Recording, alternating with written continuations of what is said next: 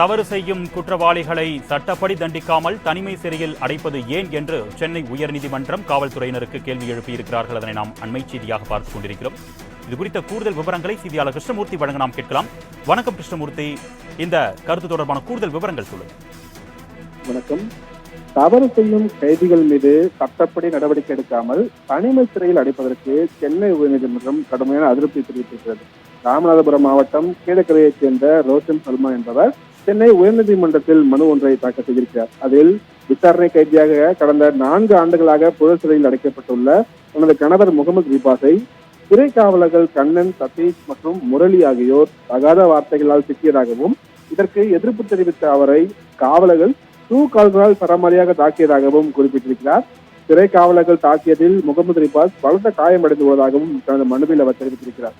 இந்த மனு நீதிபதிகள் MS ரமேஷ் மற்றும் நீதிபதி சுந்தரமோகன் அமர்வில் விசாரணைக்கு வந்தபோது கூடுதல் குற்றவியல் வழக்கறிஞர் ராஜ்திலக் ஆஜராகி சோதனையின் போது ரிபாஸ் சிறை அதிகாரிகளிடம் கடுமையாக நடந்து கொண்டதாக அத்தரப்பில் விளக்கம் அளிக்கப்பட்டது.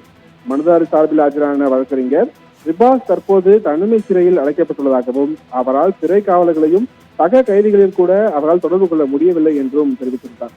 இதனை அடுத்து சிறை கைதிகள் ஏதேனும் தவறு செய்தால் அவர்கள் மீது வழக்கு பதிவு செய்து சட்டப்படி நடவடிக்கை எடுக்கலாம் தவிர அதற்கு மாறாக விதிகளை மீறி ஏன் தனிமை சிறையில் அடைக்க வேண்டும் என்று நீதிபதி தரப்பில் கேள்வி எழுப்பப்பட்டது.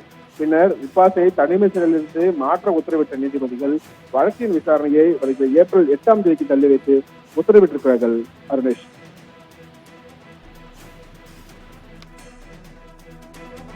விவரங்களுக்கு நன்றி கிருஷ்ணமூர்த்தி.